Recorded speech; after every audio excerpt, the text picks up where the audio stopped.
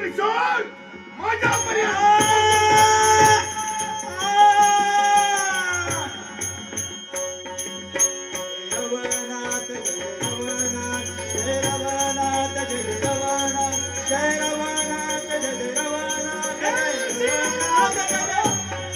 असंख्य पद्धतीने शोध घेऊन सुद्धा जर का तो सापडत नसेल त्याला कोणत्या पद्धतीने माझ्या नेत्रासमोर उभा करावा याची पूर्णतः कल्पना आहे.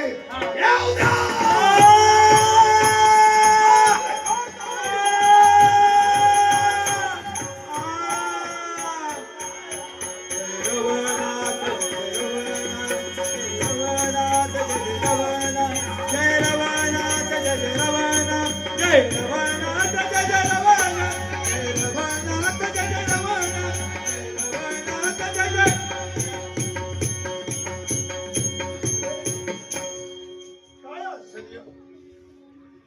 देवानं तेजोमय त्रिशूळानं त्या महाकाय राक्षसाचे तुकडे तुकडे केले. पण काही क्षणातच त्या राक्षसाचा एक तुकडाही नाही आणि तो देवही नाही. राजा चिंता नको. या तुझ्या प्रश्नाचं उत्तर मी निश्चितच देणार. लक्षात ठेव. ऐक, देव हा ठाई ठाई आहे. राजा देव तुझ्यात आहे, माझ्यात आहे. एवढंच कशाला तुझ्यात सुद्धा आहे. राजा देव हा पानात आहे, फुलात आहे आणि वृक्षात आहे. देव अणुरेणूत समाविष्ट आहे हे मलाही कळत आहे. पण सांगतो देव अदृश्य नाही म्हणून समजलं. मग त्या देवाच्या धावा देवा रवळनाथा करीतो तुझ प्रार्थना, देवा रवळनाथा करीतो तुझ प्रार्थना, देवा रवळनाथा करीतो तुझ प्रार्थना.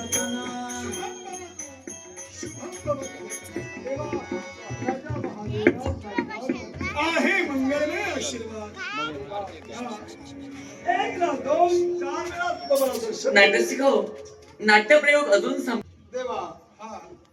एकला दोन चार वेळा तुझं दर्शन घडलं. पण परमेश्वरा तेच तेच व रूप वेगळं ठाई ठाई तुम्हाला दिसलास. नक्की तू आहेस तरी राजा महादेवराय पहिला माझं स्वरूप होता दिव्य शक्ती स्वरूप, दुसऱ्या वेळी रुद्र अवतार, तिसऱ्या वेळी ज्योतिबा आणि या चौथ्या वेळी देव रमणा मूर्तिमंत स्वरूपानं अवतीर्ण झाला.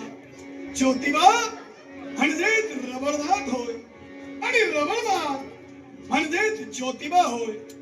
करवीर प्रांतापासून अगदी पठार प्रांतापर्यंत भक्तांच्या रक्षणावृत्त्यर्थ देव रमणनाथ ज्योतिबा या स्वरूपाने नटला गेला. भक्तांच्या इच्छा, भक्तांच्या मनोकामना सदैव परिपूर्ण करण्यासाठी तत्पर लढला गेला. माझं नामस्मरण करत असताना सर्वांच्या मुखामध्ये एकच नामघोष बाहेर पडणं गरजेचं आहे. ज्योतिबाच्या नावानं, ज्योतिबाच्या नावानं,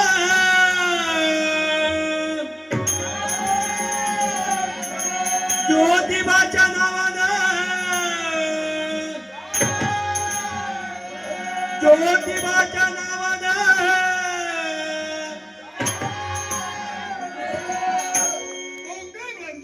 गोमंतकापर्यंत हा देव रमणनाथ स्वरूपाने उभा राहून भक्तांचं रक्षण सदैव करेल. 11 कोटी देव स्वर्गात, 11 कोटी देव अंतरिक्षात आणि 11 कोटी देव या अमृत भूमीवर पाषाण स्वरूपाने राहतील.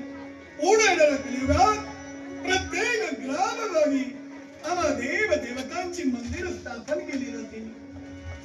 भक्तांच्या रक्षणावृत्त्यर्थ देव सदैव तत्पर ठरेल. एवढंच नव्हे तर ज्या ग्रामभागी ग्रामदैवत देव रमणनाथ असेल तिथं देवी पावणाई सदैव माझ्या समवेत पाषाण स्वरूपाने असणं गरजेचं. तेव्हा आश्चर्य वाटलं. कोणतं देवी पावणाई तुझ्या मंदिराच्या बाजूला पाषाण रूपानं का? यालाही कारण आहे. रत्नासुरचा उन्मत्त बनला अखिल देव देवतांना त्याने युद्धाचं आव्हान दिलं. युद्धासाठी देव देवता सज्ज झाले. पण देवी पावणाईनं शस्त्र पुरवण्याचं कर्तव्य केलं जेणेकरून विजयाची विजयश्री देव देवताला प्राप्त झाली.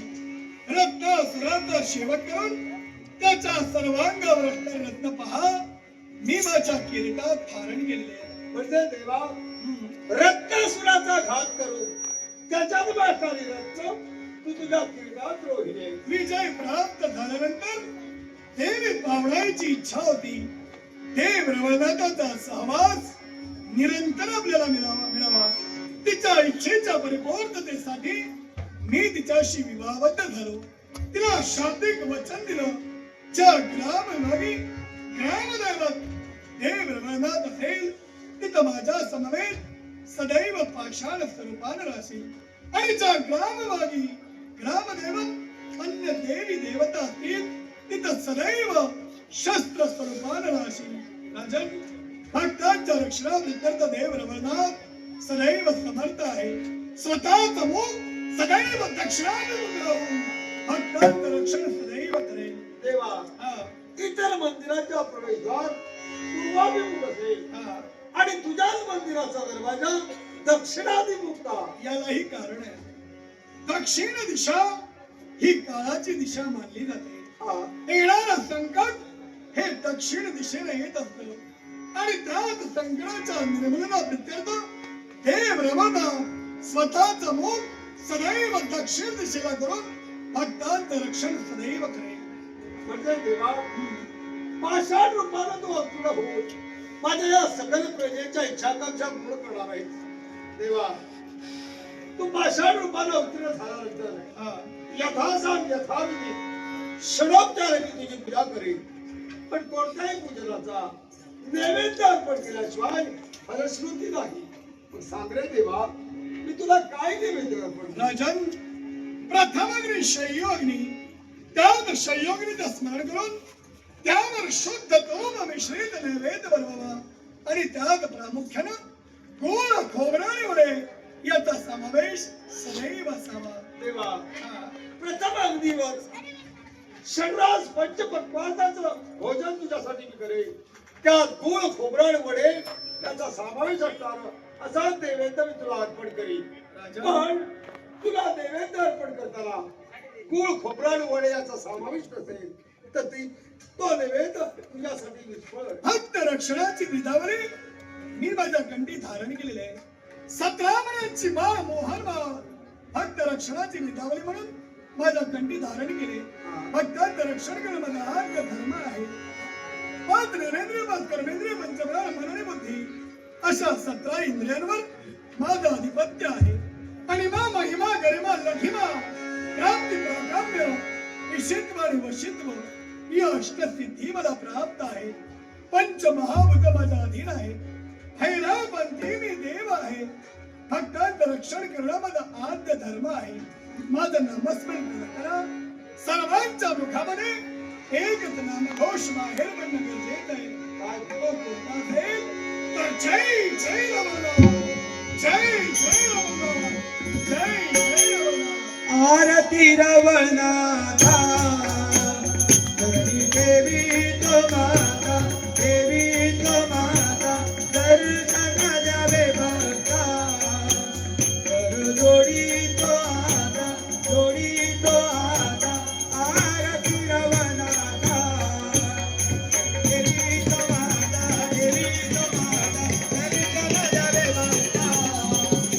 जोडी तो आता, जोडी तो आता. आरती रवळनाथा चतुर्भुज मूर्ती तुझी, तुझी गडागडारी, गडागडारी त्रिशूळ डमरू हो. अमृत पात्र धारण करी, पात्र धारण करी. आरती रवळनाथा देवी तो माता, देवी तो माता दर्शन द्यावे माता. जोडी तो आता, जोडी तो आता. आरती रवळनाथा दक्षिणाधिपती तू हो. श्री मुकुट भारी, मुकुट भारी सुंदरमुखी होऊनिया. आम्हा पावा झाडा करी, पावा झाडा करी.